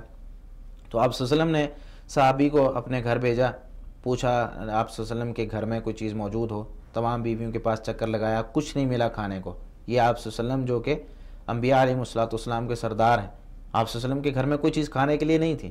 آپ صلی اللہ علیہ وسلم نے پھر صحابہ میں اعلان کیا بھئی یہ میرا مہمان ہے، ایک رات کے لیے اس کو کون رکھتا ہے، کون اس کی ضیافت کرے گا؟ تو ایک صحابی کھڑے ہوئے، انصاری صحابی تھے، انہوں نے کہا انا یا رسول اللہ، میں ان کی ضیافت کرتا ہوں. گھر لے گئے، عورت سے جا کر اپنی بیوی سے جا کر کہنے لگے ہاں کوئی چیز موجود ہے گھر میں، کوئی چیز ذخیرہ کی ہے؟ نبی کریم صلی اللہ علیہ وسلم کا مہمان ساتھ لائے ہوں. وہ عورتیں بھی وہ اسلام کا لبادہ پہنے ہوئی تھیں اور وہ اسلام کو سمجھنے والی تھیں. کہنے لگی کہ بھئی بچے کے لیے جو کچھ ہے بچوں کے لیے پڑا ہوا ہے، اپنے لیے بھی کچھ نہیں، بچوں کے لیے صرف رات کا کھانا ہے. تو کہنے لگے خامن کہ بھئی تم بچوں کو رات کو سلا دو بغیر کھلائے پلائے، ہم نبی کریم صلی اللہ علیہ وسلم کے مہمان کی ضیافت کرنی. بیوی تیار ہو گئی. ہماری اگر معاشرے میں ہوتا تو پتہ نہیں کہاں سے وہ کہاں بات پہنچ جاتی. تو بیوی تیار ہو گئی، بیوی نے کھانا پیش کیا، انہوں نے کھایا، پھر وہ ایک لمبا قصہ ہے. تو پھر اللہ رب العالمین نے صبح نبی کریم صلی اللہ علیہ وسلم کے پاس جب وہ صحابی آئے تو اللہ رب العالمین نے یہ آیت نازل کر دی، یؤثرون علی انفسہم ولو کان بہم خصاصہ. نبی کریم صلی اللہ علیہ وسلم فرماتے ہیں بھئی رات اللہ تعالیٰ نے آیت نازل کر دی تمہارے بارے میں. اللہ تعالیٰ تعجب کرتا ہے، یعنی اللہ رب العالمین نے فلان اور فلاں یعنی ان صحابی کا اور صحابیہ کا نام لیا اور اللہ تعالیٰ مسکراتا ہے، یا اس طرح کہا کہ نبی کریم صلی اللہ علیہ وسلم نے یا اللہ تعالیٰ مسکراتا ہے. تو اللہ تعالیٰ اس بات پر مسکرایا اور ہنسا. پھر اللہ رب العالمین نے فرمایا کہ ایسے لوگ ہیں جو ضرورت کے باوجود دوسروں کو ترجیح دیتے ہیں. تو دوسروں کو ہم دے سکتے ہیں، لیکن یہ بات یاد رکھیں یہ لازم نہیں ہے. اگر ہم دوسروں کو دے دیں بعد میں ہمارے پاس کچھ نہ ہو، ہمارا ایمان صحابہ جیسا نہیں ہے. اگر ہم صحابہ جیسا ایمان رکھتے ہیں یا ایسے توکل والے لوگ موجود ہیں تو دے سکتے ہیں اپنا مال، لیکن اگر ہمیں دوسروں کو دینے کے بعد سوال کرنا پڑے دوسروں سے، پھر مانگنا پڑے دوسروں سے، تو پھر قطعی نہ دیں. یہ چیز لازم نہیں ہے، یہ ایک اعلیٰ درجے کا تقوی ہے. لیکن اگر آپ نہیں دیتے تو یہ بات، کیونکہ نبی کریم صلی اللہ علیہ وسلم نے منع فرمایا کہ آپ کسی سے سوال کریں. قبیصہ بن مخارق الہلالی رضی اللہ تعالیٰ عنہ نبی کریم صلی اللہ علیہ وسلم کے پاس آئے، انہیں کوئی فاقہ پہنچا تھا، یعنی کوئی مشقت آئی تھی، تو کہنے لگے نبی کریم صلی اللہ علیہ وسلم سے سوال کرنے لگے کہ مجھے کچھ مال چاہیے۔ آپ صلی اللہ علیہ وسلم نے کہا کہ ابھی تو میرے پاس نہیں ہے، بیٹھو، کوئی صدقہ وغیرہ کوئی زکوٰۃ وغیرہ آئے گی تو تمہیں دے دوں گا۔ تو آپ صلی اللہ علیہ وسلم نے اس کو زکوٰۃ دیتے وقت، صدقہ دیتے وقت یہ فرمایا، یا قبیصہ ان المسألۃ لا تحل الا لأحد ثلاثۃ رجل، کہ سوال کرنا 3 قسم کے لوگوں میں سے کسی ایک قسم کے فرد کے لیے جائز ہے، ہر بندہ سوال نہ کرے، اگر سوال کرے گا اس کا بہت بڑا گناہ ہے۔ آپ صلی اللہ علیہ وسلم نے وہاں پر گنوایا کہ ایسا شخص کہ جس کو کوئی مصیبت پہنچی ہے، ایسا شخص جس کو کوئی حادثہ ہو گیا ہے، یا ایسا شخص کہ جس کو فاقہ پہنچا ہے، اور اس کے بارے میں پھر آپ صلی اللہ علیہ وسلم نے پھر ایک قاعدہ بیان کیا کہ بھئی اس کے جو 3 آدمی ہیں عقل والے، اس کے معاشرے سے، اس کے آس پاس والے، وہ گواہی دیں، تب اس کو زکوٰۃ سے، اس کو صدقے سے دیا جا سکتا ہے۔ ہاں فما سواہن من المسألۃ یا قبیصہ، اس کے علاوہ اگر کوئی سوال کرے گا، اس طرح کی ضرورتیں نہیں ہیں، سحتن یاکلھا صاحبھا سحتن، یہ حرام ہے، اس کا لینے والا وہ حرام کھاتا ہے۔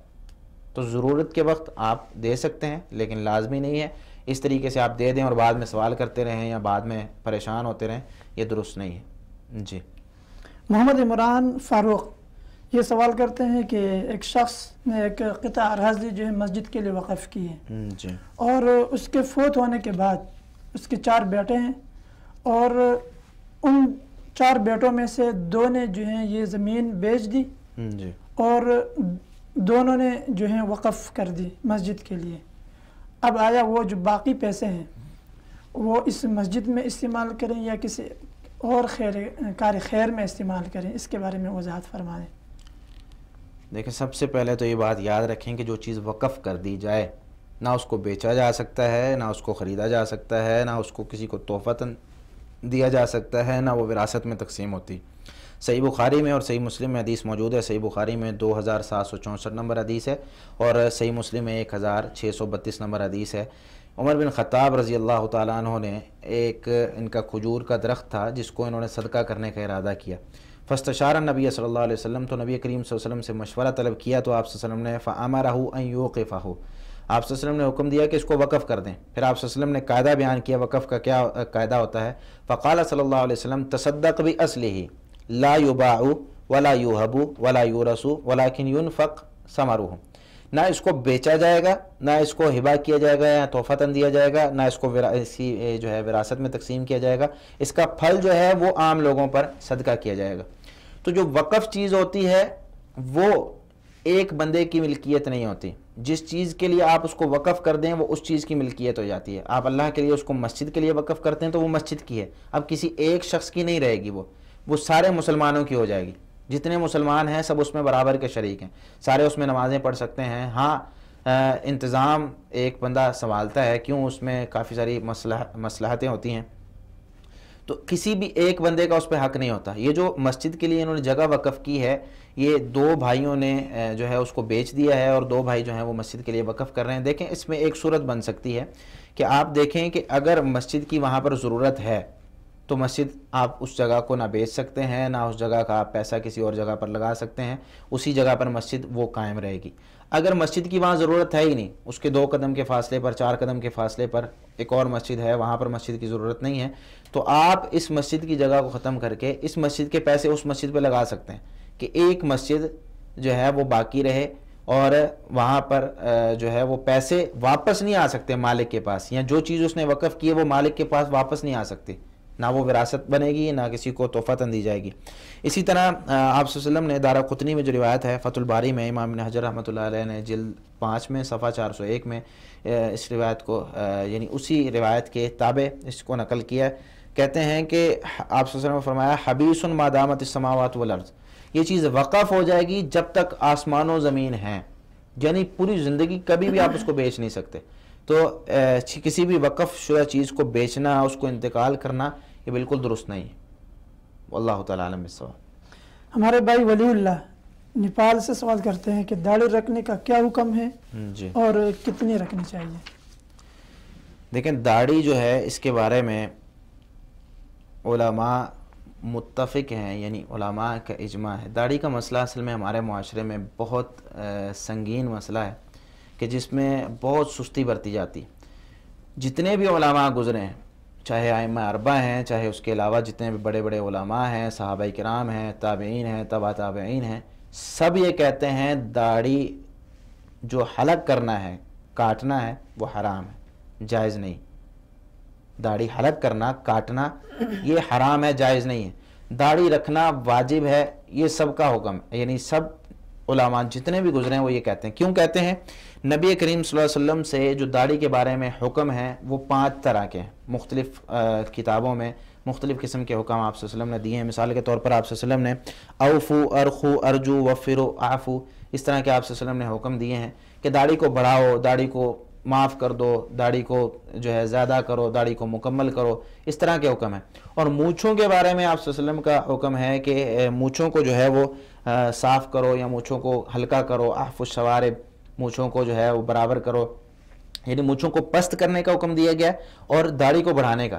اور اسی طرح ایک چیز یعنی ایک حدیث میں جو کہ صحیح مسلم کے اندر حدیث موجود ہے اور بھی بہت سی کتابوں میں، جس میں آپ صلی اللہ علیہ وسلم نے یہ ارشاد فرمایا کہ 10 من الفطرہ، 10 چیزیں فطرت سے ہیں۔ یہ سنن ابن ماجہ کے اندر حدیث موجود ہے، 293 نمبر حدیث ہے۔ 10 من الفطرہ، 10 چیزیں فطرت سے ہیں۔ اس میں 2 چیزیں آپ صلی اللہ علیہ وسلم نے ذکر کی کہ مونچھوں کو کاٹنا اور داڑھی کو بڑھانا۔ فطرت کا مطلب یہ ہوتا ہے پوری دنیا کے جتنے بھی انسان ہیں سب میں یہ چیز سیم ہے، ایک جیسی ہے، جو کہ خلقت انسانی میں یہ رچی بسی ہوئی، لیکن ہم اس فطرت کی بھی مخالفت کرتے ہیں، آپ صلی اللہ علیہ وسلم کی بھی مخالفت کرتے ہیں اور ایک نیا انداز بنانے کی کوشش کرتے ہیں۔ یہ ہے آپ صلی اللہ علیہ وسلم کے احکام داڑھی کے بارے میں، مونچھوں کو چھوٹا رکھنا ہے، داڑھی کو بڑا کرنا ہے۔ اب مسئلہ یہ ہے کہ داڑھی کے بارے میں ہمارے معاشرے میں 2 قسم کے جو رکھتے ہیں ان کے اندر بھی 2 قسم کے اقوال موجود ہیں۔ کچھ لوگ کہتے ہیں کہ داڑھی کو جو ہے وہ مکمل رکھنا چاہیے، داڑھی کو بالکل چھیڑ چھاڑ نہیں کرنی چاہیے۔ کچھ لوگ کہتے ہیں کہ اس کو ایک قبضہ کے بعد، یعنی ایک مٹھی کے بعد آپ اس کو نیچے سے کاٹ لیں، جتنی زیادہ ہے آپ اس کو کاٹ سکتے ہیں، اجازت ہے۔ اب اس میں یہ اختلاف کا سبب کیا ہے؟ اختلاف کا سبب یہ ہے کہ جو نبی کریم صلی اللہ علیہ وسلم کے حکم ہے وہ تو آپ صلی اللہ علیہ وسلم کا جب حکم آتا ہے تو اس چیز کا مطلب ہوتا ہے کہ یہ کام کرنا فرض ہے۔ جب آپ صلی اللہ علیہ وسلم کسی چیز کا حکم دیتے ہیں اس کا مطلب ہوتا ہے یہ کام کرنا فرض ہے۔ اب آپ صلی اللہ علیہ وسلم نے حکم دیا ہے اعفوا اللحیٰ، داڑھی کو معاف کر دو۔ اب یہ جو اعفو کا لفظ ہے اس کا لغت میں 2 معنی ہیں۔ ایک اعفو کا معنی ہوتا ہے الترک، یعنی مکمل طور پر کسی چیز کو چھوڑ دینا، معاف کر دینا۔ یہ مثال کے طور پر تاج العروس اور بہت سی لغت کی کتابوں میں آپ کو ملے گا۔ دوسرا معنی اعفو کا ہوتا ہے التکثیر، ٹھیک ہے، کسی بھی چیز کا زیادہ کرنا ہے، جس طرح کہ قرآن کریم میں ہے حتی عفوا، سورہ اعراف میں، یعنی کثر وہ زیادہ ہو گئے، تو یہ لسان العرب وغیرہ میں یہ معنی موجود ہے۔ اب یہ جو ایک لفظ کے 2 معنی ہیں تو ان معنی کی وجہ سے علماء میں کچھ اختلاف پایا جاتا ہے، اور پھر ساتھ میں صحابہ کرام سے کچھ اس طرح کے آثار ملتے ہیں جن میں صحابہ کرام نے داڑھی کاٹی بھی ہے، جس طرح کہ عبداللہ بن عمر رضی اللہ تعالیٰ عنہ کے بارے میں بیان کیا جاتا ہے، اس طرح عبداللہ بن عباس رضی اللہ تعالیٰ عنہما کے بارے میں اور ابو ہریرہ رضی اللہ تعالیٰ عنہما کے بارے میں بیان کیا جاتا ہے کہ وہ داڑھی کاٹا کرتے تھے۔ اگرچہ سندن میں ان میں کچھ اختلاف ہے، لیکن عبداللہ بن عمر رضی اللہ تعالیٰ عنہما کا جو اثر ہے وہ درست ہے، وہ حج میں جو ہے وہ اپنی داڑھی ایک قبضہ سے زیادہ اس کو کاٹ لیا کرتے تھے۔ تو علماء میں اختلاف وہ اس وجہ سے ہے کہ قاعدہ جو اصول فقہ میں 2 قاعدے استعمال ہوتے ہیں۔ ایک قاعدہ استعمال ہوتا ہے کہ العبرۃ بروایت الراوی لا برأیہ، عبرت راوی جو اس روایت بیان کرتا ہے، یعنی وہ راوی یہ بیان کرے کہ نبی صلی اللہ علیہ وسلم نے یوں فرمایا، تو وہ نبی صلی اللہ علیہ وسلم کی حدیث لی جائے گی اگرچہ وہ صحابی اس حدیث پر عمل نہ کرے، نہ کرے، جس طرح کہ یہاں یہ مسئلہ ہے۔ دوسرا قاعدہ ہے کہ الراوی ادری بما روا، کہ راوی جو ہے وہ زیادہ جانتا ہے کہ جو اس نے روایت کیا ہے، یعنی نبی صلی اللہ علیہ وسلم کا جو حکم ہے اس کے بارے میں وہ زیادہ جانتا ہے۔ تو یہ 2 قاعدے ہیں، صحابہ کے جو ہیں افعال ہیں، آثار ہیں اور لغت ہے۔ اس وجہ سے علماء میں اختلاف پایا جاتا ہے۔ تو آج آپ ہمارے معاشرے میں دیکھتے ہیں کہ علماء کے یعنی 2 قسم کے علماء موجود ہیں۔ کچھ لوگ کہتے ہیں کہ داڑھی کاٹنی چاہیے، کچھ لوگ کہتے ہیں کہ داڑھی جو ہے وہ نہیں کاٹنی چاہیے ایک قبضہ کے بعد۔ جو لوگ کہتے ہیں داڑھی کاٹنی چاہیے ان کی یہی دلیل ہیں، ایک تو یعنی کوئی بھی ایسا لفظ نہیں ہے جس میں اتنا حکم ہو کہ داڑھی آپ بڑھاتے چلے جائیں، اور دوسرا اس طرح کے افعال صحابہ کرام سے موجود ہیں، تیسرا وہ کہتے ہیں یہ قاعدہ ہے، اور چوتھی ان کے پاس دلیل لغت ہے۔ جو کہتے ہیں کہ داڑھی پوری مکمل رکھنی ہے وہ کہتے ہیں کہ نبی کریم صلی اللہ علیہ وسلم کی اس میں جو ہے وہ حکم ہے، اور آپ صلی اللہ علیہ وسلم کی داڑھی کی صفت جو احادیث میں آتی ہے آپ صلی اللہ علیہ وسلم صحیح بخاری اور دوسری کتابوں میں کہ آپ صلی اللہ علیہ وسلم کی اپنی داڑھی بھی بڑی اور گھنی تھی. قص اللحیہ کے الفاظ آتے ہیں آپ صلی اللہ علیہ وسلم کے بارے میں کہ آپ صلی اللہ علیہ وسلم کی اپنی داڑھی بڑی اور گھنی تھی، اگر کاٹنا جائز ہوتا تو آپ صلی اللہ علیہ وسلم اپنی داڑھی کاٹتے. ایک دوسرا، کسی اور صحابی سے یہ بات ثابت نہیں ہے کہ انہوں نے یہ داڑھی کاٹی ہے، اور بہت سے صحابہ کرام کی داڑھی جو ہے وہ بہت گھنی تھی اور جو ہے وہ یعنی لمبی بھی تھی. تو داڑھی کاٹنے کے مسئلے کے بارے میں کچھ علماء جو ہیں جس طرح کہ امام ابن تیمیہ رحمۃ اللہ علیہ، اسی طرح امام ابن عبد البر، امام احمد رحمۃ اللہ علیہ، امام مالک رحمۃ اللہ علیہ، یہ کہتے ہیں کہ داڑھی کاٹ لینا جائز ہے. باقی علماء جو ہیں وہ کہتے ہیں کہ بھئی داڑھی نہیں کاٹنی چاہیے، جس طرح کہ شیخ ابن عثیمین، شیخ ابن باز اور اس طرح اور بہت سے علماء ہیں، امام نووی رحمۃ اللہ علیہ ہیں، تو یہ سارے کہتے ہیں داڑھی نہیں کاٹنی چاہیے. تو علماء میں دونوں طرح کے اقوال موجود ہیں، دونوں کے پاس دلائل موجود ہیں. اب یہاں پر ہمیں فیصلہ کرنا ہے کہ ہمیں کیا کرنا ہے. دیکھیں، جب اختلاف ہو جائے اور سخت اختلاف ہو کسی چیز میں، سب سے پہلے تو میری ان لوگوں کو نصیحت ہے جن کی داڑھی نہیں ہے کہ بھئی اس چیز میں علماء کا اختلاف نہیں ہے کہ داڑھی رکھنی ہے. داڑھی رکھنی ہے یہ سارے علماء کہتے ہیں، اس چیز میں اختلاف نہیں ہے. ہاں، ایک قبضہ رکھ لیں، اس کے بعد آپ پھر آ کر پوچھیں کہ بھئی کیا کرنا چاہیے. تو اس مسئلے میں یہاں پر مسلمان کے لیے یہ عقیدہ اسلام دیتا ہے کہ اتقوا الشبہات، شبہات سے بچو. جہاں پر شبہ والی چیز آ جائے، شک ہو کہ یار یہ کرنا ہے نہیں کرنا، وہاں پر آپ دیکھیں کہ نبی کریم صلی اللہ علیہ وسلم کیا کرتے تھے. ہمیشہ آپ صلی اللہ علیہ وسلم کی اقوال و افعال کی طرف ہم رجوع کریں، اللہ تعالیٰ کے قرآن کی طرف رجوع کریں، تو یہ بات درست ہے. اب آپ صلی اللہ علیہ وسلم کی داڑھی گھنی بھی تھی، آپ صلی اللہ علیہ وسلم نے کبھی کاٹی بھی نہیں، کاٹنے کا حکم بھی نہیں دیا.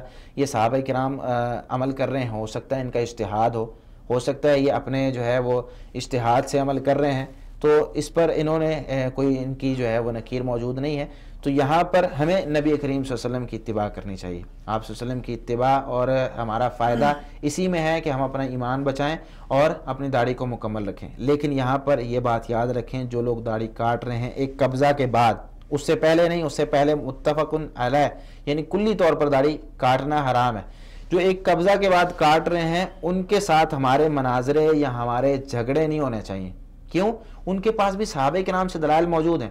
ہم اس بنیاد پر کہ تم داڑھی کاٹتے ہو تمہیں کافر کہنا، یا تم داڑھی کاٹتے ہو تم سنت نبوی صلی اللہ علیہ وسلم کی مخالفت کرتے ہو، جاؤ میں تم سے بات نہیں کرتا، تم سے لڑائی کرتا ہوں، اس کو گالیاں دینا، اس کو غلط کہنا، اسلام کے مخالف کہنا، یہ طریقہ کار اور یہ رویہ درست نہیں ہے. اس طرف بھی دلائل موجود ہیں، ہاں صحابہ کرام سے ہیں لیکن دلائل موجود ہیں، تو اس وجہ سے ان کو ایک غلط نظریے سے نہیں دیکھنا چاہیے. ان سے جو اصلاح جو ہے اس طریقے سے کرنی چاہیے کہ بھی نبی کریم صلی اللہ علیہ وسلم کا فعل، آپ صلی اللہ علیہ وسلم کا قول، آپ صلی اللہ علیہ وسلم کا طریقہ کار یہ ہے، ہمیں داڑھی مکمل رکھنی چاہیے. اللہ تعالیٰ عنہ بالصواب. حیدرآباد سے ایک بہن کا سوال ہے، کہتی ہیں کہ مردوں کو کون سے رنگ پہننے سے منع کیا گیا ہے؟ دیکھیں، لباس میں یا معاملات میں، بلکہ لباس میں یہ قاعدہ ہے کہ ہر قسم کا لباس جائز ہے. کسی بھی قسم کا ہم اپنے عرف کے لحاظ سے لباس پہن سکتے ہیں. اس میں کچھ شرائط ہیں.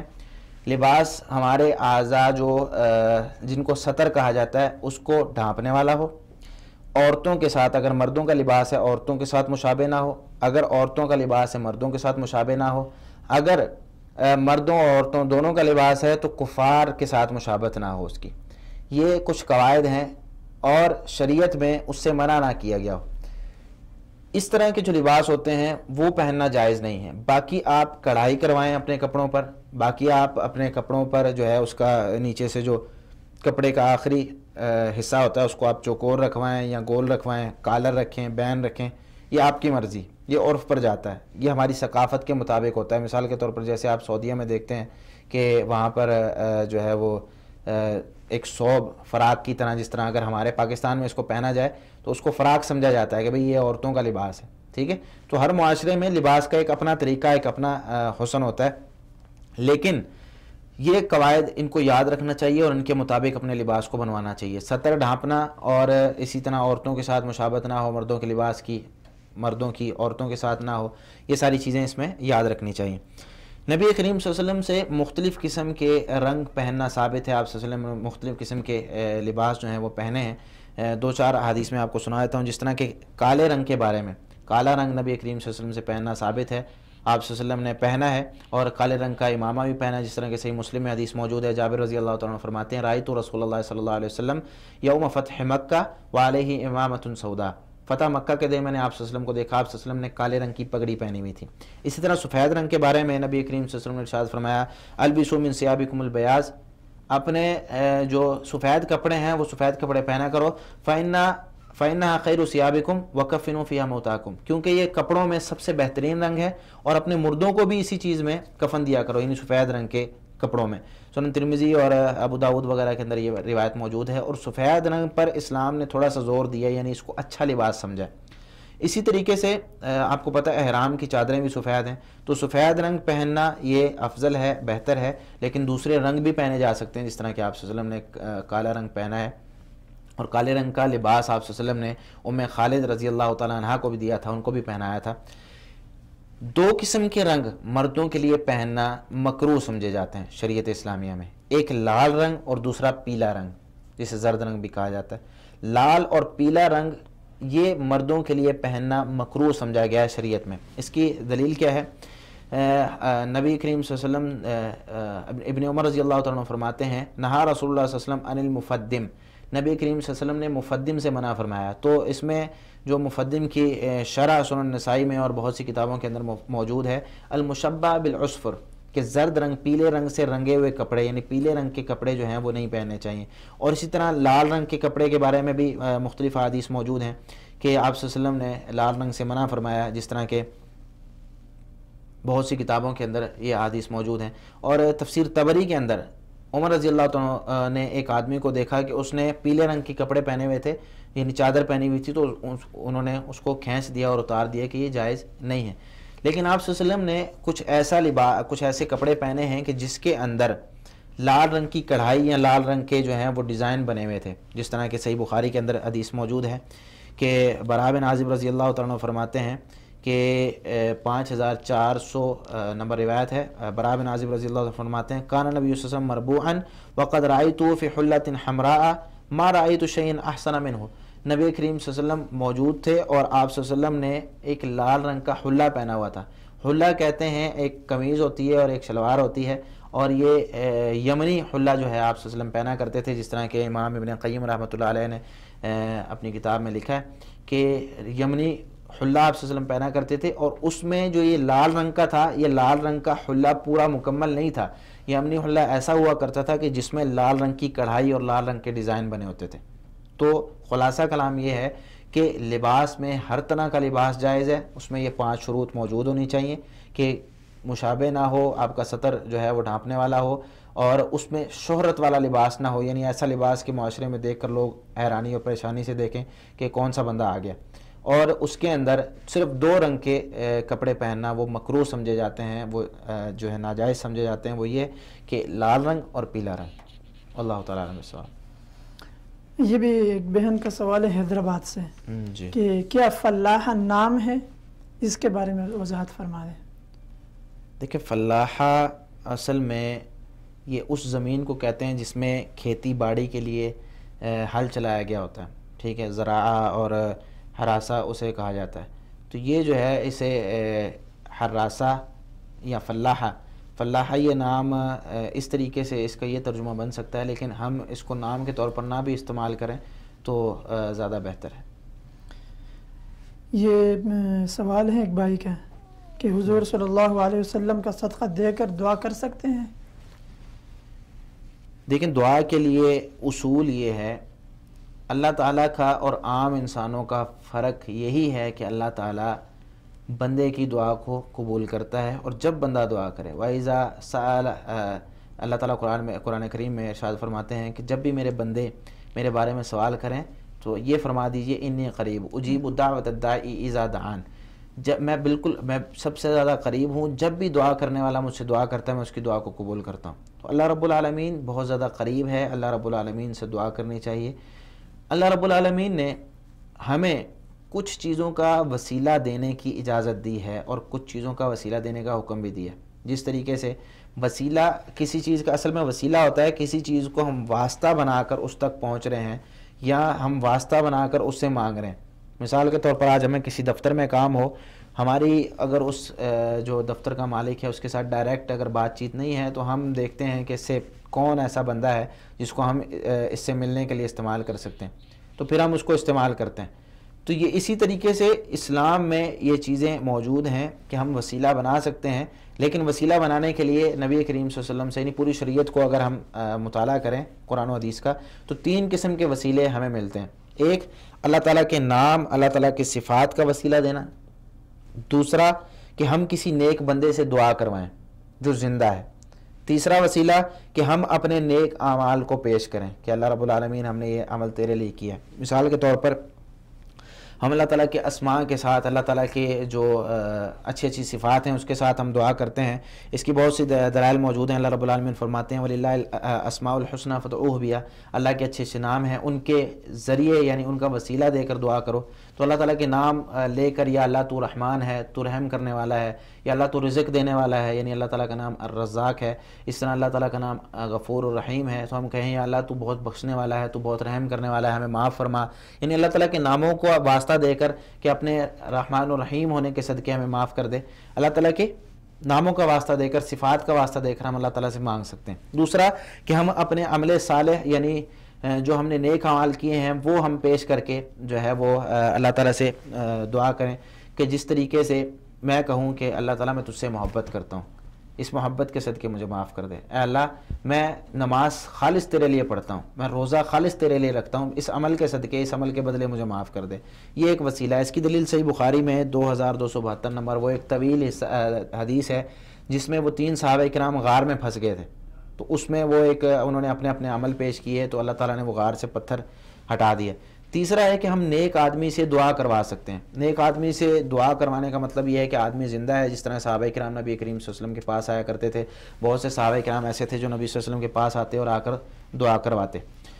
اسی طریقے سے اس کی دلیل کیا ہے؟ صحیح بخاری میں 1010 نمبر حدیث ہے جس میں انس بن مالک رضی اللہ تعالیٰ عنہ فرماتے ہیں عمر بن خطاب رضی اللہ تعالیٰ عنہ کے زمانے میں جب بارش کی ضرورت ہوتی تو کان اذا قحط استسقى بالعباس بن عبد المطلب، جب انہیں بارش کی ضرورت ہوتی تو بارش طلب کرنے کے لیے عبداللہ بن عباس رضی اللہ تعالیٰ عنہ کے پاس جاتے، عباس بن عبد المطلب رضی اللہ تعالیٰ عنہ کے پاس جا کر کہتے کہ اللہم انا کنا نتوسل الیک بنبینا فتسقینا، ہم پہلے جب نبی کریم صلی اللہ علیہ وسلم موجود ہوتے تھے تو آپ صلی اللہ علیہ وسلم کا وسیلہ دے کر آپ سے دعا کرتے تھے، بارش طلب کرتے تھے، آپ بارش ہمیں دے دیتے تھے۔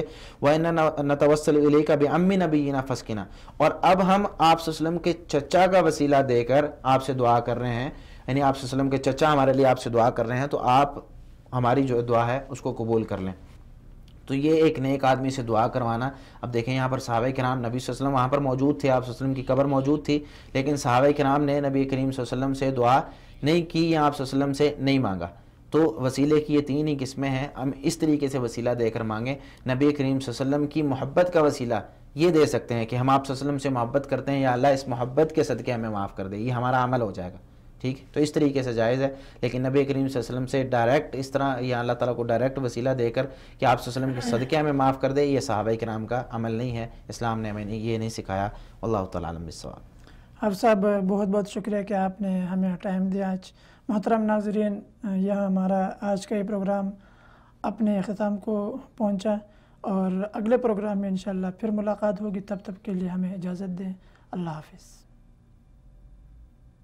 نور على مر الزمان تألقا وأضاء للدنيا طريقا مشرقا، وهدى من الرحمن يهدينا به للصالحات وللمكارم والتقى.